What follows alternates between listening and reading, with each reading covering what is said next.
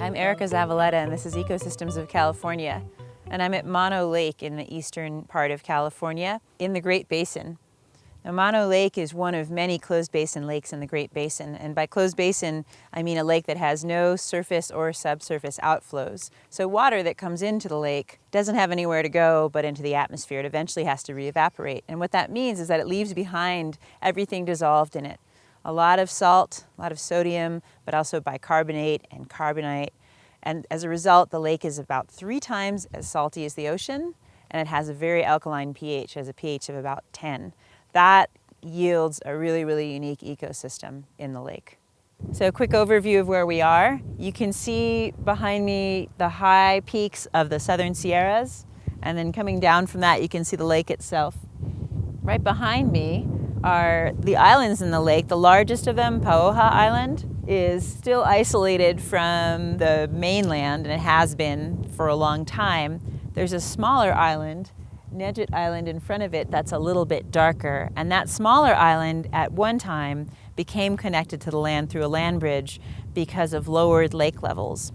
Both the salinity and the water level of the lake are really sensitive to climate and other inputs because it is a closed basin lake. And so over its 500,000 year or more history, lake levels and salinities have fluctuated a lot. In the late Pleistocene, during the period of maximum glaciation, this lake was really, really deep compared to what it is now. It was about 300 meters deep. And from the air, you can see the old bathtub ring of that very, very large Pleistocene lake level. More recently, in the last millennium, because of prolonged droughts, the lake level dropped quite a bit.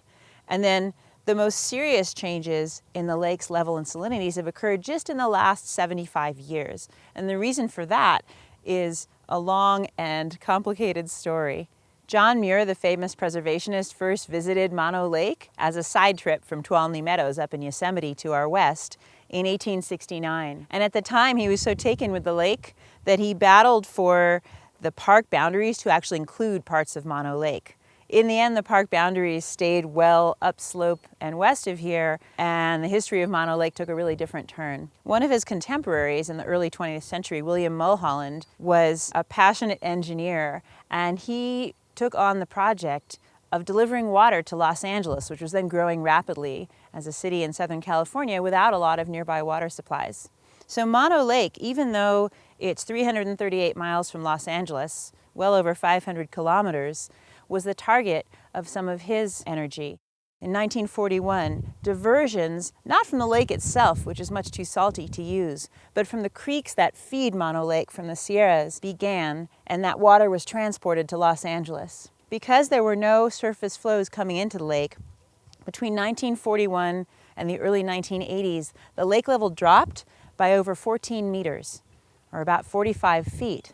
And that doubled the salinity of the lake and exposed all of these tufa towers that you see around me, and exposed parts of the islands in the middle of the lake as well. One of the islands, Nedjit Island, which has been a significant breeding area for seabirds, including California gulls and some other species, was actually connected to the mainland by a land bridge because of the lowered lake levels. And so predators like foxes could get out on the island, and they destroyed the breeding colony.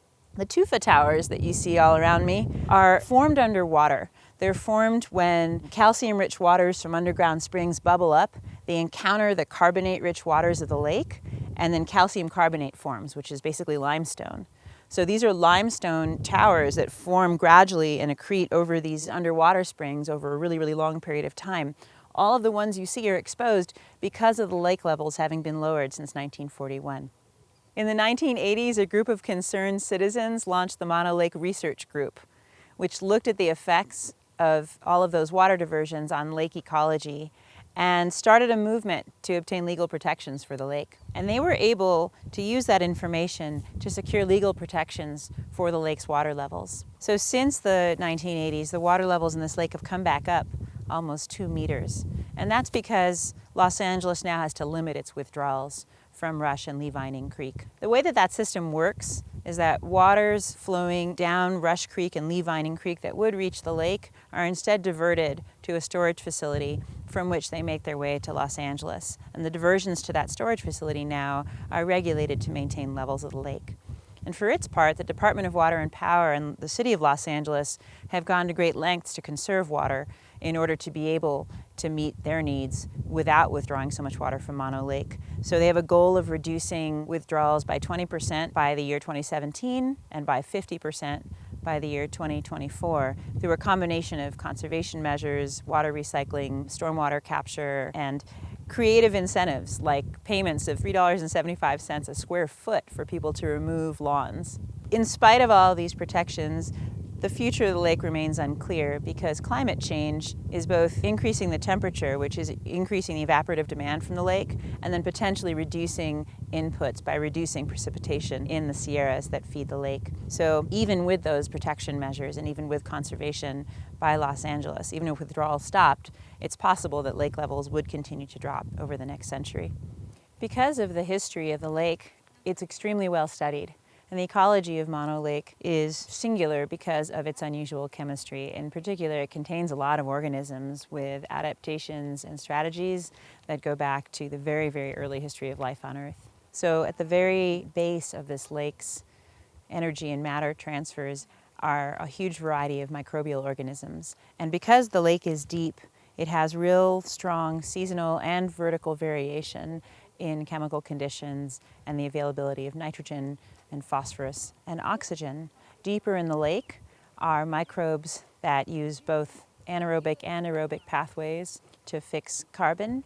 And because the lake has high levels of arsenic, there are also microbes adapted to use arsenic, either as arsenite or as arsenate, as part of a process of chemoautosynthesis. So rather than using light to photosynthesize and produce energy, they're using methane or arsenic as part of the pathway to producing fixed carbon.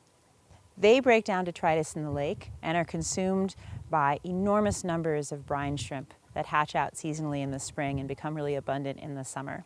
And the shrimp die at the end of every summer, and their bodies contribute to the nitrogen content of the lake. Alkali flies are the other organism that occur in huge abundance and feed on some of that primary production, the algae that grow in the lake. And those alkali flies historically were an important food source for indigenous people around here. Not the flies themselves, but the pupae that they lay underwater. So they lay eggs in the water. Adult flies can actually store air for about 15 minutes. They can take an air bubble with them, dive down, lay their eggs, and the eggs hatch, pupae form, and those pupae are like little buttery, crunchy snacks that indigenous people here used to eat in large numbers because there are so many of them.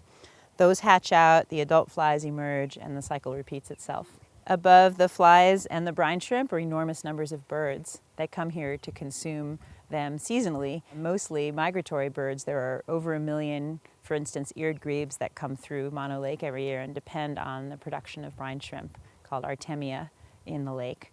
And then there are also breeding birds and birds that are resident year-round here. It's a variety of things, phalaropes and stilts, gulls, and a variety of other shorebirds and seabirds that form the top of the food web. There are no fish in this lake. They've never been here as far as we know. So it's a simple food web. Detrital microbes, algal primary production, so algae, flies and shrimp, and birds. California's lakes are all different, and Mono Lake is completely unique in the state for its ecology as a highly saline closed basin lake. But it's an important part of the state's history and an important feature of its landscape.